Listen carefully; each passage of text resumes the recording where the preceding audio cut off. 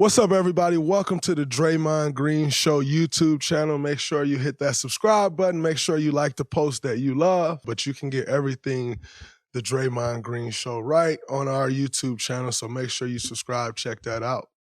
Thank you. Hold on. Before we get started, I got to address your viral shit talking first off. Because you just said your side of it, and I ain't had a chance to say my side of it yet.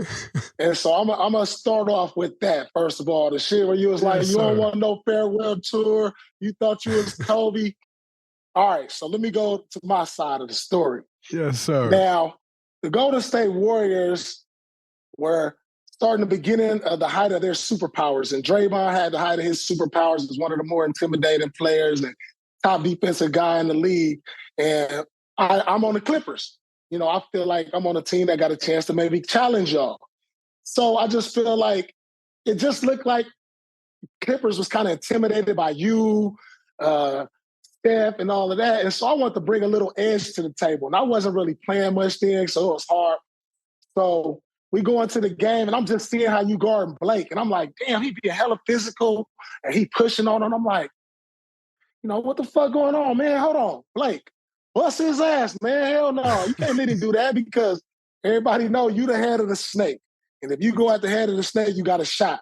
And I didn't want y'all to think we was intimidated. So I'm yelling, I'm whooping at you. We at the free throw line, I forget who at the free throw line. And I'm whooping at you like, no, fuck that, man. Fuck him.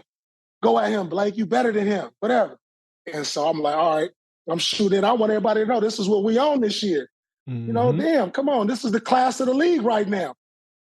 And you said what you said, right? And everybody, the camera on me. So and to be honest, I didn't hear what you said. People don't know this, but the microphone underneath the basket pick up everything. And so when you're in the arena, it's hard to hear. I'm on the sideline, I'm on the bench, and it's hard to hear. So it make it look like you shot something to me. But honestly, I didn't even hear what you said until after the game. I'm looking at my Twitter like, oh, damn. You know, he went back at me because I couldn't really see. I'm on the bench. You're on the other side. But I do love your banner, and I will tell you this. I love the fact that you stay true to who you are because even before you won, you was like that. Because I remember we came in there in Boston when you was talking shit to KG, and I'm like, oh, who is this dude right here? Like really looking at him, y'all ain't won yet, but you was already, you had that. You remember that? We carried to go to state. Absolutely. You was talking shit to KG, and I'm like, who is this little nigga right here? I was like, damn. And so it all makes sense now. Like, you always been like that. You know, some people, they start winning or they get some money and they turn into something else. You know what I'm talking about. But you came in true to yourself, and I appreciate that, man. And, you know, I love what you've been doing to the game. And I just want everybody to know between me and you, it ain't never been no beef. Good banner. I respect your game and what you brought to the game, man. Get in on the action with the DraftKings Sportsbook, an official sports betting partner of the NBA. New customers who deposit $5 or more can get a no-sweat bet up to $1,000 back in bonus bets. How cool of a deal is that? All you have to do is download the DraftKings Sportsbook app now. It takes 90 seconds and use the code COLIN. COLIN. This is the best deal you're going to find. New customers, it's a no-sweat bet up to $1,000 if your first bet loses. How cool is that? Only at DraftKings Sportsbook. Code is Colin. The crown is yours. No, I appreciate that. I definitely remember that because I remember coming in. You know how KG was standing next to you. I've actually told you a story before. KG will stand next to you, and he will call you every B in the book. Yeah. He will call you every 304 in the book. He gonna call you soft, all of that. And he's just gonna stand at the free throw line next to you and say all of these things about you.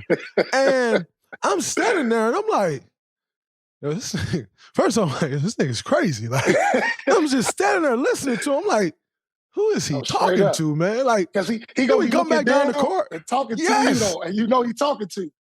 And I'm like, all right, we go back down the court. Another foul happened. We at the free throw line. He's like, yeah, this little nigga can't fuck with me. Little soft ass nigga. And I'm just sitting there like, hey, yo, I ain't gonna be too many more of your song. Hey, you ain't gonna keep talking to me like that. And he like, yeah, whatever, little nigga. I ain't getting into that with you today. I'm like, no, you gonna get into it with me today. You keep talking to me like that. I remember that. But that's just, it's funny because I've just always been taught by my mom, by my neighborhood, like the foot that you start off on, that's where it's going. So like Coach Izzo, when I first got to campus, and I won't say what he called me publicly, but when I first got to campus, my first text was Coach Izzo, he called me a very specific name. And I went crazy. And I'm like, and now mind you, I'm a fat, pudgy freshman. Like when I say fat, pudgy, I was real fat and pudgy. And I'm not like the highest recruit. Like we got 2 recruits of my 3-person class. I'm the lowest recruit. And he called, and I lost it. And I start like cussing him out. Like, don't ever call me that. And he never called me that again. But he only never called me that again because I stopped it then. You stood what on I'm it. saying? Right. Absolutely. And so that's just kind of how I always been. So when that happened with KG, for me, you growing up, and especially for me, I'm growing up and watching KG in particular with his emotion, you know what I'm saying? And how he wears emotions on his sleeve and he loud and he communicate.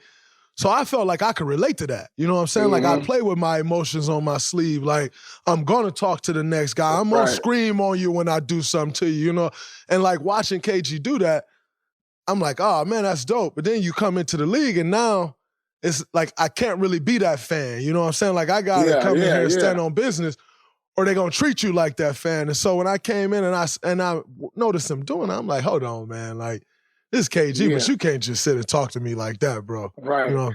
But even getting into the moment that you just got into, I had no idea the microphone picked that up either. Like I got to my phone and I was so upset. I was so upset because, at that time, and you had just came into the rivalry, right? Like it's us, the Clippers, who's the next young team out, you know what I'm saying? And we had just won, but it's still kind of right there. Like Doc had just said that year, like, oh, they only won because such and such was hurt and this person was hurt. And so it's still kind of fresh in those moments. And I'm like, at that time, Blake, LaMarcus Aldridge, like, there was the dogs at the Zebo. There was the dogs at the 4th spot. You know what I'm saying? Zebo, my big bro, Spartan dog. And so for me, when I see these dudes, I just want to kill them. Like y'all saying these is the dudes at the 4. I want to kill these dudes. And so you had just came in. Me and Blake had already had our thing for a few years leading up to this. And you like, cook him, Blake, he too little. And that triggered for me. I hate when people say he too little because the reality is I probably really am too little. And so it's kind of one of those pet peeves of like don't fucking tell me I'm too little. And so you yelling, he too little, man. Cook him, Blake. And because you're yelling that, I jump on a Blake Griffin pump fake. And I'm like, what are you doing, bro? Like, why are you jumping on a Blake Griffin pump fake? Like, if Blake Griffin want to shoot a 19-footer, by all means, you let Blake Griffin shoot it. I done jumped on the pump fake. I fouled, and you just over there talking. So now I'm even more mad. Like, this dude just made me jump at a Blake Griffin pump fake. He talking. He don't know how much I really don't like Blake in this instance because he in my way. Like, I'm trying to be, I want to be an all-star. Like, you know what I'm saying? So I'm like, he in my way. And then I got back to the phone, and I'm like, my phone, I got 1 million text messages. And I'm like, why the hell I got all these text messages? I ain't did nothing crazy. Like, and I see that, I'm like, oh, they picked that up. Oh. And that was a crazy moment. Like I still get that on my Twitter feed every single day. So like, I'm like, damn. So I just want to address that. But like, I always enjoy, a little banner here and there. If I'd have heard that, I probably would have snapped something back. But, it's all good. It's always love. You're a competitive person just like myself. I wish we could have saw each other when I was in my prime, but you doing your thing, dog. And I appreciate that because in the passion, you could have played in any era. Because I feel like today, the passion ain't the same. I think, a lot of guys, get too complacent with their brands, the money they making, and it just feels like I don't see that passion no more. Yeah, you playing hard, but someone playing hard, you see it only a certain few people. Like I named this before. It's like you, Giannis, Westbrook, Pat Beverly, and maybe a few more. But just like that, just you let it out. You don't hold it in. And I appreciate still seeing that while it's still in the game.